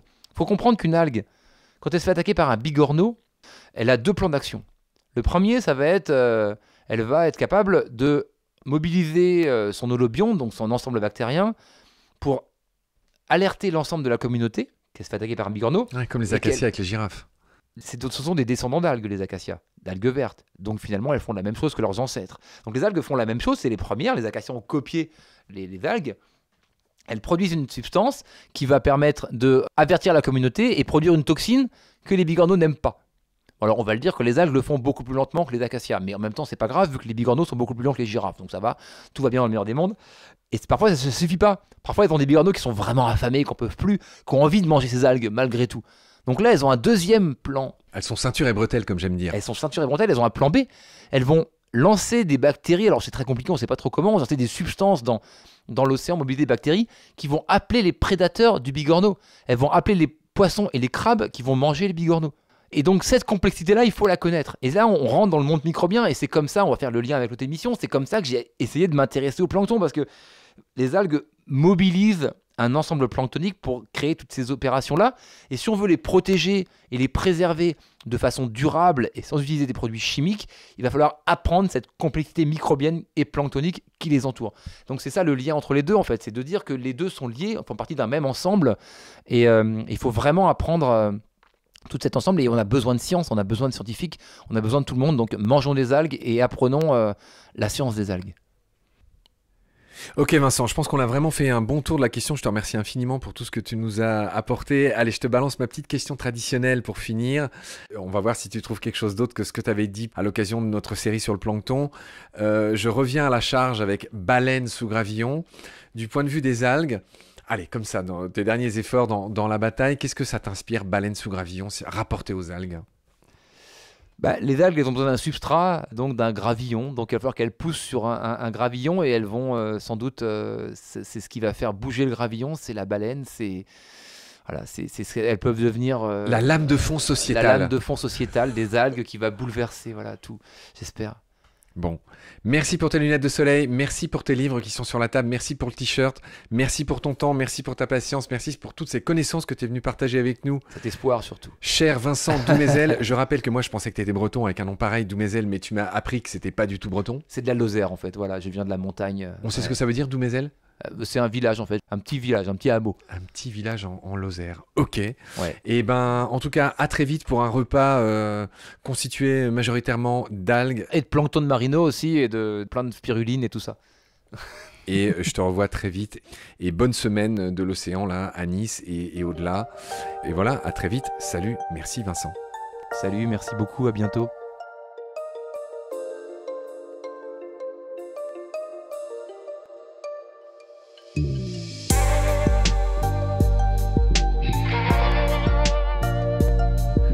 C'est la fin de cet épisode. Merci de nous avoir prêté tes oreilles. Maintenant, je m'adresse à ton cœur, car pour continuer, nous avons besoin d'un petit coup de main. 1. Pour commencer, tu peux partager nos liens à tes proches. 2. Très utile aussi, tu peux laisser des étoiles et surtout un avis sur Apple Podcast et sur Spotify. 3. Encore mieux, tu peux aussi faire un don ponctuel ou mensuel sur Hello Asso ou sur Tipeee. Si tu aimes nos contenus, je te recommande mes 2 livres, En finir avec les idées fausses sur le monde vivant aux éditions de l'Atelier et Nomen, les origines des noms des espèces aux éditions Ulmer. Et aussi un super jeu de cartes, Terra Animalia, pour apprendre sur les animaux et les plantes tout en jouant. Et on fait bien sûr un gros clin d'œil aux profs, aux parents et à tous ceux qui racontent ou enseignent le vivant. Tous les liens utiles et notre email de contact pour des stages, des formations, des animations ou des conférences sont indiqués dans la notice de cet épisode. Grand merci pour ton soutien, à bientôt, et d'ici là, prends soin de toi et de ce qu'il y a autour de nous.